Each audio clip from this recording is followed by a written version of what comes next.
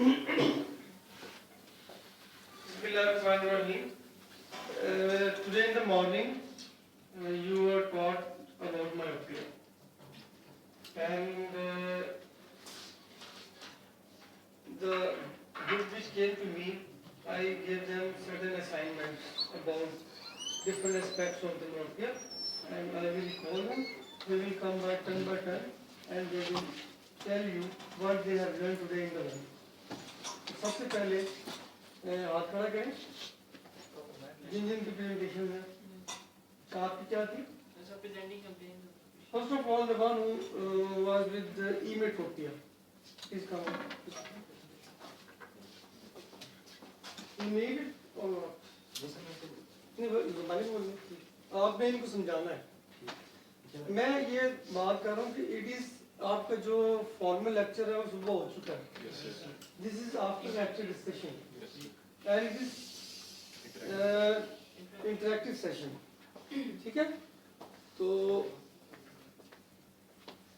आप चलें ठीक है आप इस तरह भी कर सकते हैं उनको बताइए आप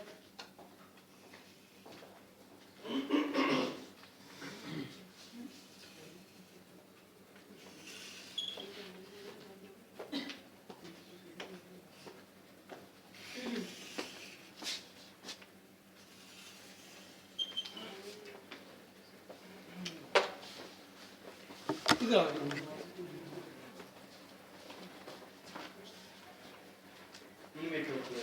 Emetropia is an optical condition of the eye in which the parallel rays of the light entering the eye are brought to focus on fovea centralis. उनकी आंखों में आके डाल के समझाओ उनको क्या है क्या it's not difficult thing be relax Emetropia is an optical condition of the eye in which the parallel rays of the light entering the eye are brought to focus on fovea centralis with accommodation being at rest. अब ये let's suppose एक आई है ठीक है और ये parallel raise of light ठीक ये जब पास करेंगी और ये मतलब लेंस से पास करने के बाद ये रेटिना पे जो है बिल्कुल फोकस होंगी इसको कहते हैं emmetropia mean normal vision this is concept of emmetropia मैं इसमें थोड़ा सा इन्होंने बिल्कुल ठीक बताया जो normal this we are talking about visual activity vision has got many components like color vision, visual fields. He is talking about visual activity. उसकी definition क्या है? When the rays of light which are coming from the infinity, when they are coming from infinity, it is assumed that they are parallel. They form a sharp image on the retina by passing through all the medium, including cornea, lens, and everything, and form a sharp image on the retina when the accommodation is at rest. This word is very important. यानी कि patient muscle आपने सिली muscle ना use कर रहा हो 6 metre पे zoom के ये करते हैं हम कि वो उसका सिली मसल यूज नहीं हो रहा दिस इज इमेट्रोपिया और ई से हो गया आगे आता है एमेट्रोपिया ए फॉर एब्नॉर्मैलिटी अब बैठे प्लीज थैंक यू एमेट्रोपिया का मैं किसी को बताया था एमेट्रोपिया का मैं आपको थोड़ा सा बता देता हूँ ए मीन सब एब्नॉर्मैलिटी तो now what is happening in emmetropia is not happening in emmetropia rays of light are forming the image somewhere else so if they are forming the image in front of the retina this is myopia ametropia Yes. abnormality है they are forming behind the retina this is hypermetropia they are forming at 2 points on the retina it is astigmatism ठीक है तो A stands for there is some abnormality now वो किधर गया लड़का जिस पे पिन और वगैरह से सारे आप आएंगे he will demonstrate that how Stellen's chart he saw and he will इधर आ Yes. उठा ले यार वो गिरना पड़े कैमरा ना गिर पड़े इसको उठा ले हाँ आप वो पिन और वगैरह बनाया ना वेरी गुड आप इनको सारा जो प्रोसीजर सुबह आपको बताया गया ना इनको डेमोन्स्ट्रेट करके बताएं इनको आपने समझाना है किसी को कोई क्वेश्चन हो आप इनको रोक भी सकते हैं पूछ सकते हैं ठीक है बड़ा इंपॉर्टेंट टॉपिक है मायोपी प्लीज। सर इसके लिए जिस तरह से अभी फॉर एग्जांपल स्नेल चार्ट तो हमारे पास नहीं है, तो हम जस्ट फॉर मतलब कि डेमोन्स्ट्रेशन थोड़ा सा बोर्ड के ऊपर हम लिख लेते हैं। फॉर एग्जांपल जब आप सबने स्नेल चार्ट देखा हुआ है, सबसे पहले एक बड़ा लेटर, सबसे बड़ा लेटर होगा, ठीक है। उसके नीचे आपको दो वर्ड्स, अगर किसी ने नहीं देखा तो मैं आपको बता देता हूँ, 6 और 60 नजर आता है। अब इसका मतलब ये होता है कि नॉर्मली ये वाला लेटर हमें 60 मीटर से एक नॉर्मल पर्सन को नज़र आता है, ठीक है। 6 का मतलब ये है कि जब हम स्नेलन चार्ट जो है देख रहे होते हैं तो हमने एक स्टैंडर्ड रेंज 6 मीटर के ऊपर खड़े होना है, ठीक है। नेक्स्ट लेटर्स हम थोड़े से छोटे बना लेते हैं, X और U लिख लेते हैं फॉर एग्जांपल, उसमें 6 by 36, ठीक है। उसके बाद हम for example V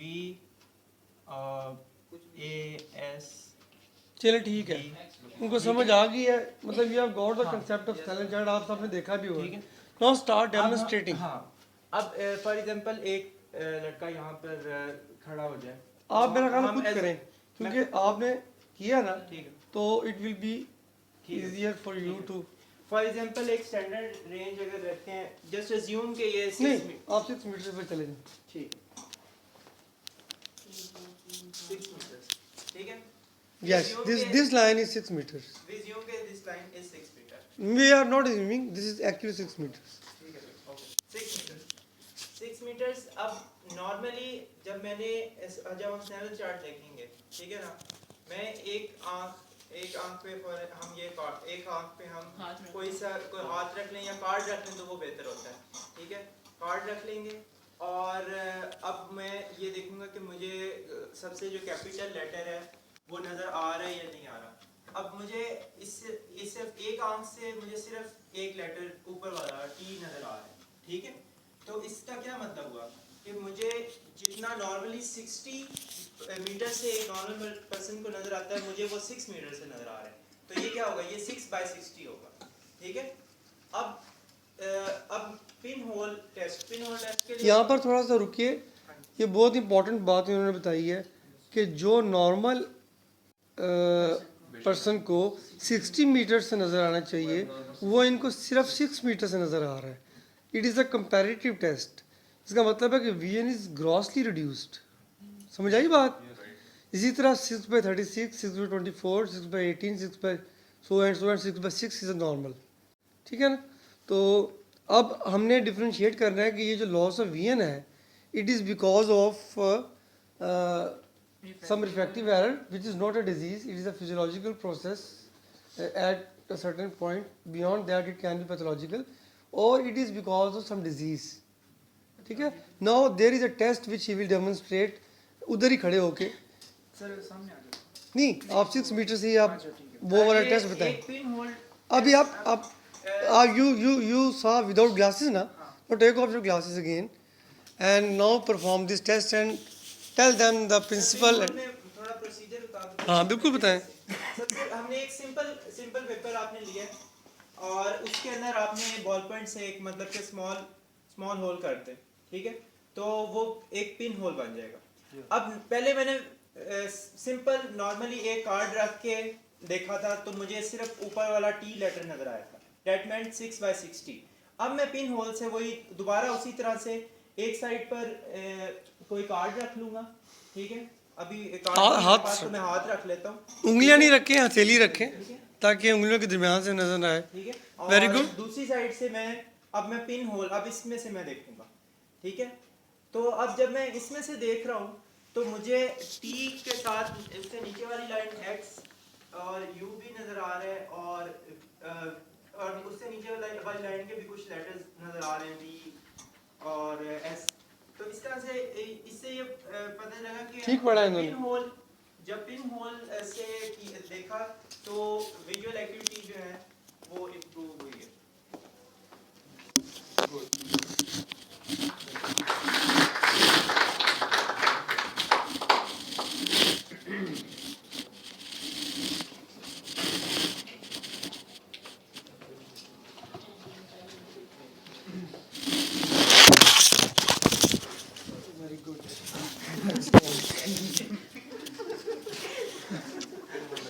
You are pass.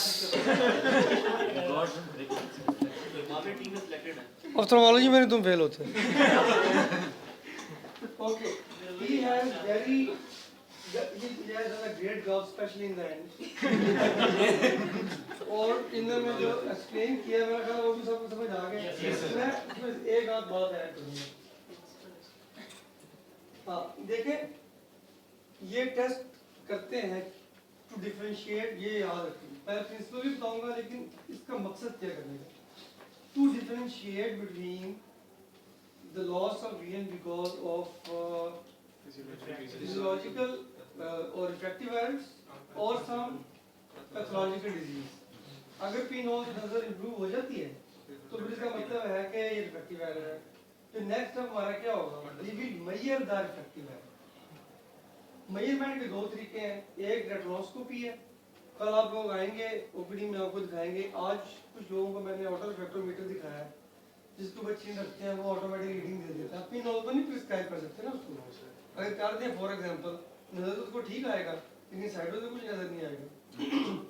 तो वो जो नंबर निकलेगा -2 -3 व्हाटएवर, उसको हम सब्जेक्टिव पेशेंट के ऊपर बिठाकर एडजस्ट करके जिधर कंफर्टेबल होगा हम उसको वो नंबर प्रिस्क्राइब कर देंगे. इसके अलावा भी कुछ रिफाइन करने के टेस्ट होते हैं. तो प्रिंसिपल इसी क्यों इम्प्रूव किया पिनहोल ने? ये किया है कि जो डिस्ट्रैक्शंस आ रही है ना, मतलब सिर्फ ही इज मायोपिक, तो light rays of light parallel नहीं थी. ठीक है, कोई इधर से आ रही थी डाइवर्जेंट थी, कोई इधर से आ रही थी. उसने क्या किया कि जो सारी रेज ऊपर से डिस्ट्रैक्ट कर रही थी, सबको ब्लॉक कर दिया. जो सेंटर में आती है ना, वो कभी डेविएट नहीं होती, वो सीधी आती है. तो इसका प्रिंसिपल ये है कि theoretically आप ये कह सकते हैं कि it allows only a single ray of light to pass through the visual axis. और वो बिल्कुल शार्प होती है, वो सीधी जाके रेटिना में विजन आती है. वो जो डिस्ट्रैक्ट कर रही होती है ना एब्रेजन्स, उसको कागज से रोक लिया और होल में से उसने वो सिर्फ वो वाली रे देखी. ये हमारे पास पिनहोल बना हुआ होता है, लेकिन एग्जाम में आपको टाइम नहीं होता, तो इसलिए हम कहते हैं पेपर से भी बना सकते हैं. बजाय से क्या भागते फिर उधर पिनहोल ढूंढने के लिए, ये आराम से कागज लेके उसमें पेन से सुराख करें. 1.2 मिलीमीटर का डायमीटर होता है.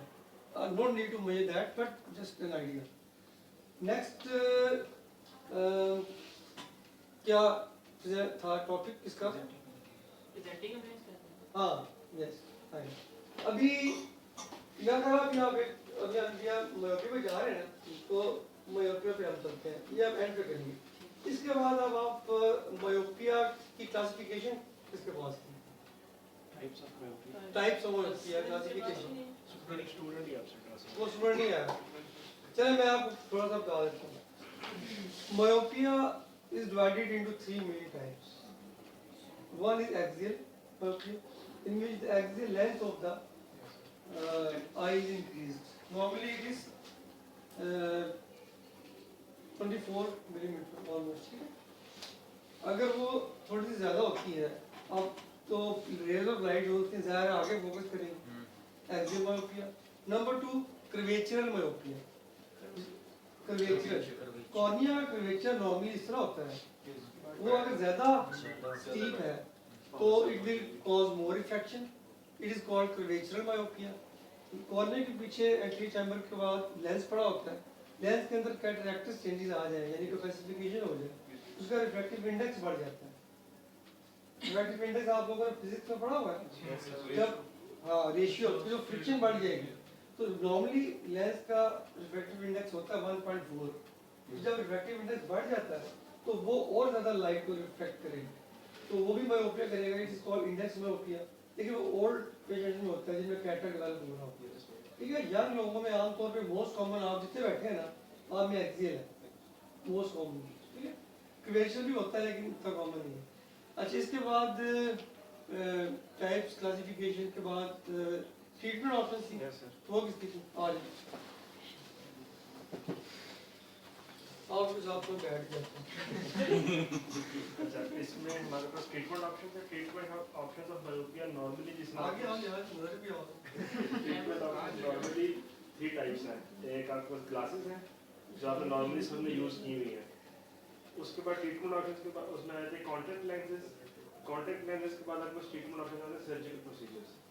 जो फर्स्ट जो ग्लासेस है उसमें आपको सब्जेक्टिव मेथड के बाद आपको ग्लासेस असाइन की जाती हैं कि ये आपका रिफ्रैक्टिव नंबर है और इस नंबर से आपको जो ग्लासेस है वो आप शूट करती हैं। उसके बाद कॉन्टैक्ट लेंसेज है उनका सेपरेट मेथड होता है वो आपको असाइन की जाती है। अगर थर्डली अगर आप परमानेंटली इनको रिमूव कराना चाहते हैं मतलब आप don't want to wear any lenses और ग्लासेस तो उसमें ये हो सकता है कि आप सर्जिकल मेथड उसमें लेजर ट्रीटमेंट है, लेसिक ट्रीटमेंट है और कैराटोलॉजी।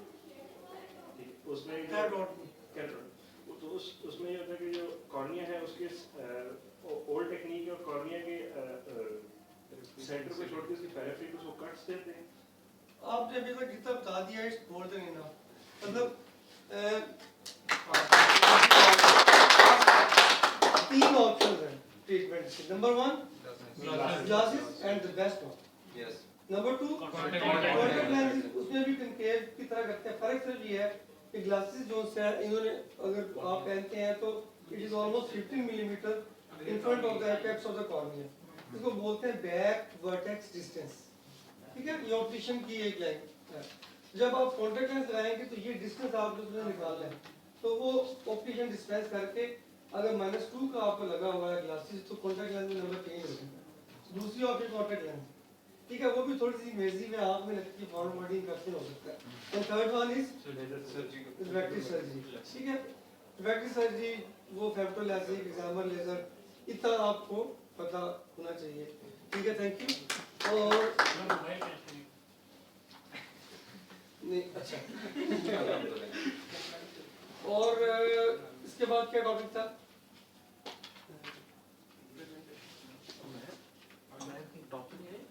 बाकी खत्म हो गया, आप पे रह गए। सर एक ट्रीटमेंट ऑप्शन हो गया। कंप्लेंट्स राइजर का भी हो गया, डिजेनरेटिव में हो गया, सब बता दिया। फिजियोलॉजिकल एंड अच्छा इसका सर डिजेनरेटिव मायोपिया आपने कहा सर, वो आपने एक्सिल बता दिया है। इन डिजेनरेटिव मायोपिया के कुछ अपने साइंस होते हैं।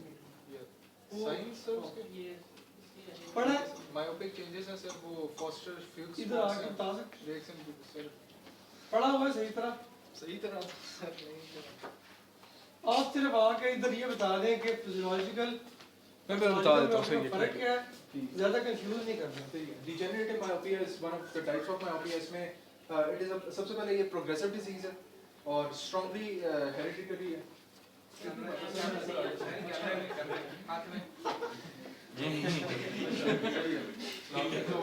वालेकुम सलाम। It will be available. अच्छा स्ट्रांगली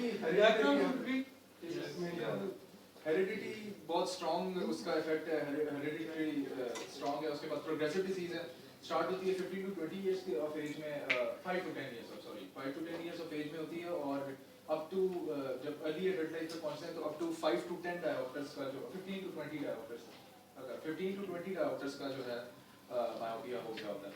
तो इसमें सर्टेन चेंजेस आते हैं क्योंकि ऐसी लेंथ चेंज होती है बिकॉज स्क्लेरा की डिजेनरेटिव चेंजेस की वजह से it cannot stand the normal intraocular pressure of the eye. तो axial length उसकी stretch होता है, elongation होती है, stretch होती है स्क्लेरा का, axial length increase होती है। तो जब उसकी वजह से जब कोरोइड और रेटिना में स्ट्रेचिंग होती है इस स्क्लेरा की वजह से, तब विजन डिक्रीज होना शुरू होता है जब कोरोइड और रेटिना अफेक्ट होता है। तो इसमें सर्टेन चेंजेस आती हैं, मायोपिक चेंजेस होती हैं ऑप्टिक डिस्क में, ब्रूक्स मेम्ब्रेन है उसमें ब्रेक्स होते हैं, फिर फॉस्टर्स फ्यूक्स स्पॉट्स हैं, fosters Fuchs spot, retinal spots वो Right macular. आईज में बिल्कुल, और सब रेटिनल वेस्कुलराइजेशन होती है, इंक्रीज इंसिडेंस ऑफ रेटिना की एलोंगेशन का डिटैचमेंट है सर। और एक और था, ठीक है। इसमें जो पॉइंट याद रखने वाला है, myopia more than 6 diopters should be seen with suspicion. It can be degenerative. इस तरह गुब्बारे में हवा भरते जाते हैं ना, तो एक वक्त आता है कि वो फट जाता है। उस गुब्बारे के फटने से पहले कुछ चेंजेस आती है। जैसे क्या चेंजेस आएंगी, वो थिन होता रहेगा एक जगह से, रेटिना विल बिकम थिन, वहाँ पर पिगमेंटेशन हो जाएगी, इसको हम लैटिस डिजेनरेशन बोलते हैं। वो ऑप्टिक नर्व से थोड़ा दूर होगा तो उन्होंने जिस वक्त है ऑप्टिक क्रिसेंट बन जाएगा।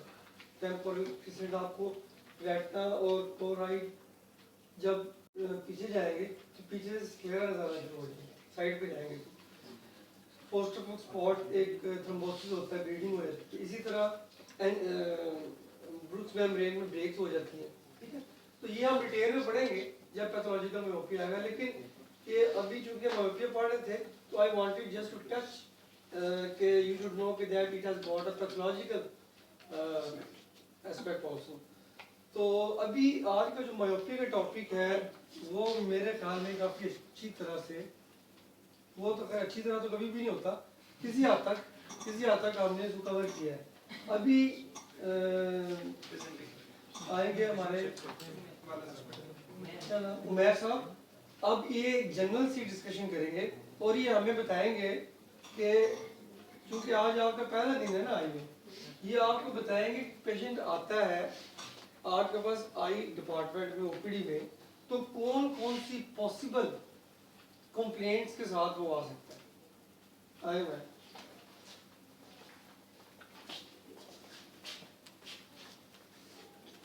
presenting a brain of a patient which comes to the IOPD, तो उसकी क्या क्या हो सकती है मेन, आप सबको तकरीबन पता ही होगा उसके बारे में।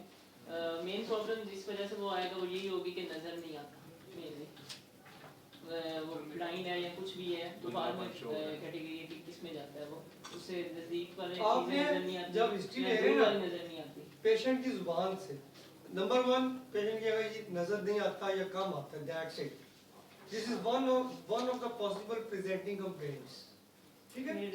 फिर उसके बाद दूसरा वो कह सकता है कि आंख में दर्द होता है, ठीक है, और फिर आंख में दर्द होने के बजाय दूसरी चीज़ें आ सकती हैं कि आंख से कोई पानी निकलता है, ठीक है, या एक मिनट, आंख में दर्द होता है, pain, second which is very common but it is very rarely associated with eye disease. Usually it is a referred pain because of sinuses and other problems.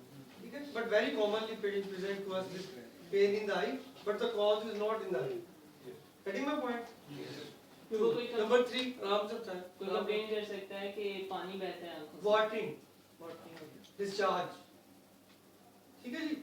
Then you will ask the nature of the discharge. Is it watery? इसमें पस आती है, आंख जुड़ी होती है, क्या इसमें घर वालों की चीजें खराब है, बाकी चीजें देखने के लिए नहीं, ये होगा। चले आगे। फिर उसके बाद कोई सूजन, इन्फ्लेमेशन हो सकती है, वहाँ पे कोई स्वेलिंग होगी,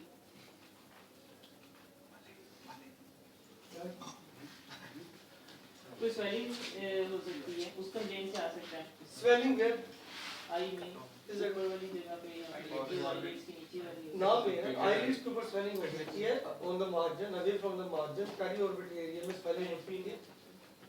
फिर उसके बाद इरिटेशन हो सकती है आई में किसी किस्म की, इरिटेशन, इचिंग, बर्निंग, तीनों एक चीज होगा। ठीक। फिर सर रेडनेस ऑफ द आई की कंप्लेन की वजह से आ सकता है। आंख सुर्ख है जी।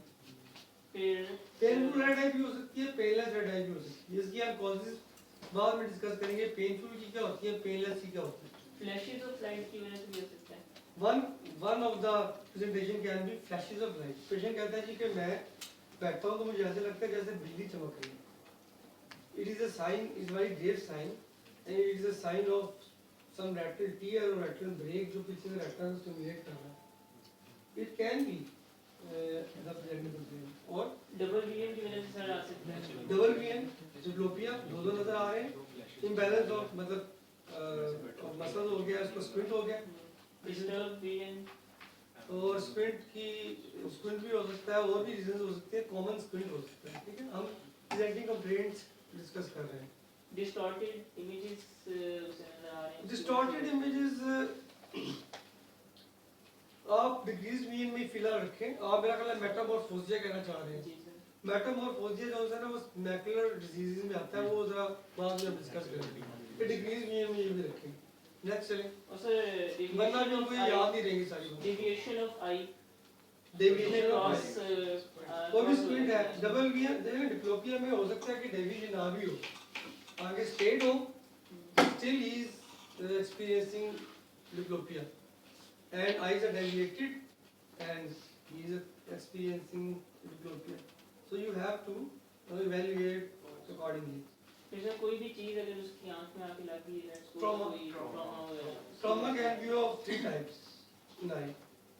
Number one, blunt trauma, fist, ball. Number two, penetrating trauma, knife, pencil, very common in our houses. बच्चे खेलते हैं, ठीक है. Number three, chemical trauma, हल्की बर्न. आप गाड़ी का वो चेंज कर रहे हैं सल्फ्यूरिक एसिड, ठीक है. ये रेडिएटर में से these are very common जो हम लोग खुद भी फेस करते हैं रोजाना. We have to take care and we have to tell the people around us. हमारी ड्यूटी है. आगे तो मेरा ख्याल है presenting of